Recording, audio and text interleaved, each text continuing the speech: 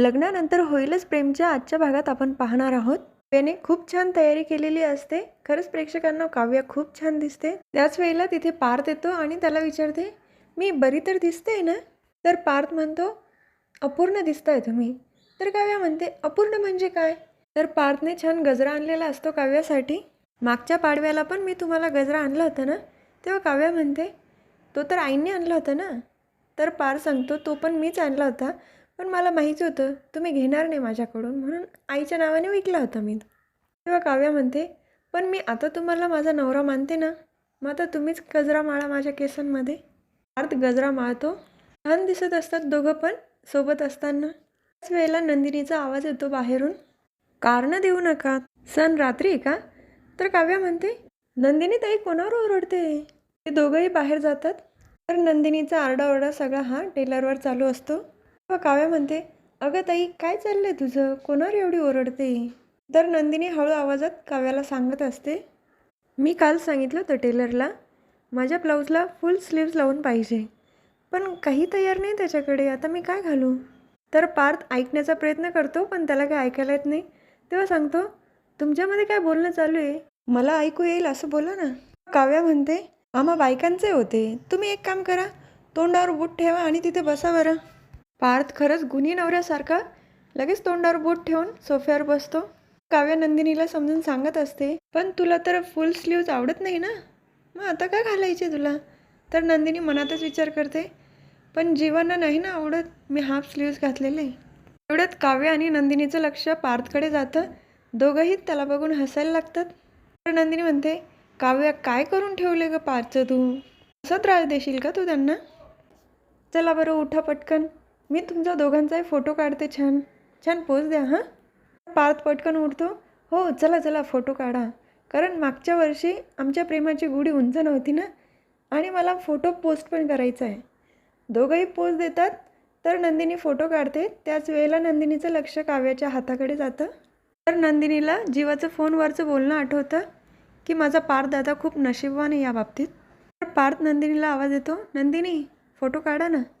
त्यानंतर परत नंदिनी फोटो काढते. खरंच प्रेक्षकांना दोघांचा फोटो खूप छान येतो आणि दोघांची जोडी पण छान दिसते.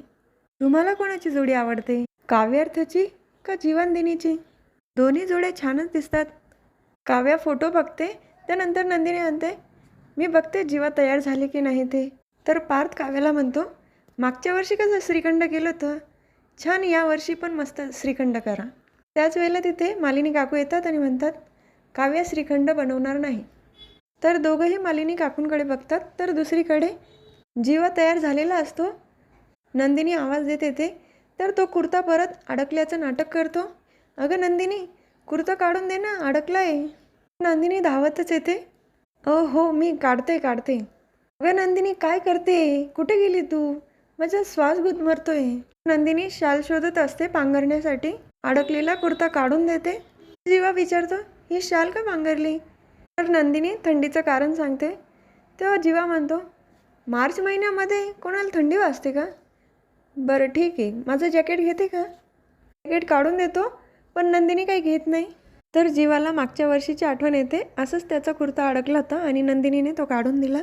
मी याआधी बऱ्याच गोष्टींमध्ये अडकत आलो आहे, पण सगळ्यांमधून तू मला बाहेर काढलं आहे. खरंच अशी बायको मिळायला खूप नशीब लागतं. नंदिनी मनातच विचार करते, कालपर्यंत हे म्हणत होते की माझं नशीब खराब आहे आणि आज म्हणताय की अशी बायको मिळायला नशीब लागतं. तर जीवा म्हणतो, अगं काय विचार करते? बरं आजचा मेनू काय आहे? श्रीखंड पुरीच असेल ना, आणि तुझ्या आवडीचं श्रीखंड अर्धा किलो तर खाशीलच. हे ऐकल्यानंतर तर नंदिनी विचारातच पडते. तर दुसरीकडे मालिनी काकू म्हणतात, श्रीखंड पुरी आज काव्य नाही करणार तर पार्थ करणार आहे.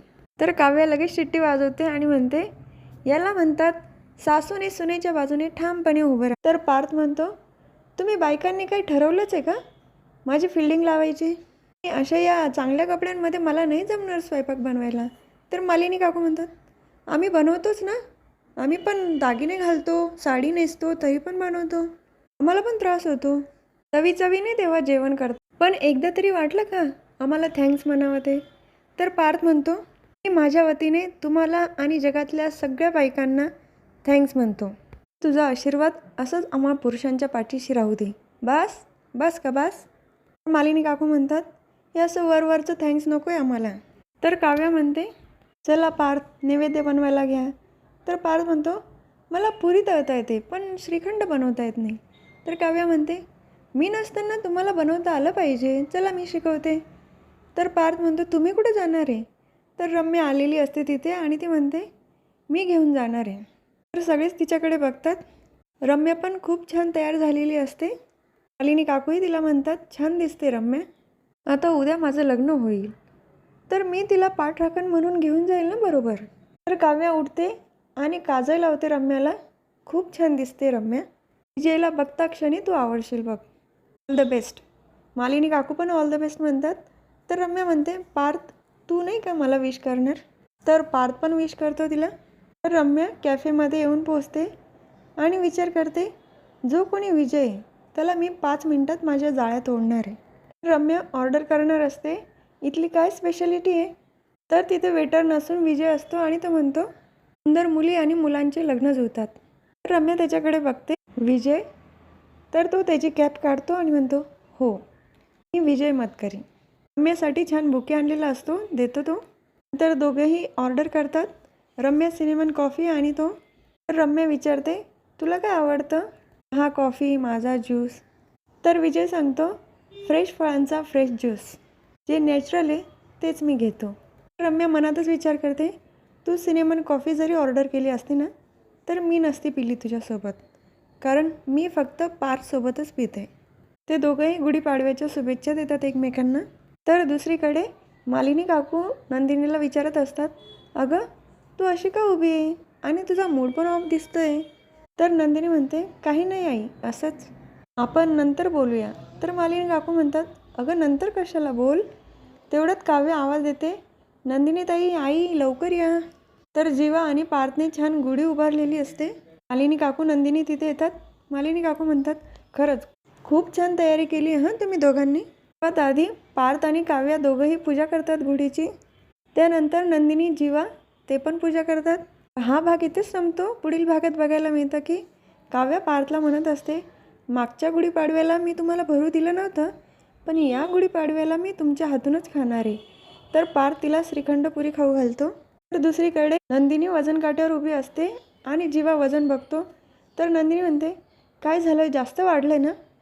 मी बोलली ती तुम्हाला, माझं वजन वाढलं आहे. तर जीवा पण त्या वजन काट्यावर उभा राहतो आणि नंदिनीला जवळ बोलवतो. दोघं एकाच वेळेला वजन काट्यावर उभे राहतात. वाढलं आहे, पण वजन आपल्या दोघांच्या प्रेमाचं वाढलं आहे, म्हणून आपण दोघं मिळून कमी करूया. तर हा भाग इथेच संपतो. उद्या पुन्हा भेटूया. लग्नानंतर होईलच प्रेमच्या पुढच्या भागामध्ये. तोपर्यंत माझ्या व्हिडिओला लाईक करा, शेअर करा, सबस्क्राईब करा, बेल आयकॉन दाबायला विसरू नका. Tata bye and take care.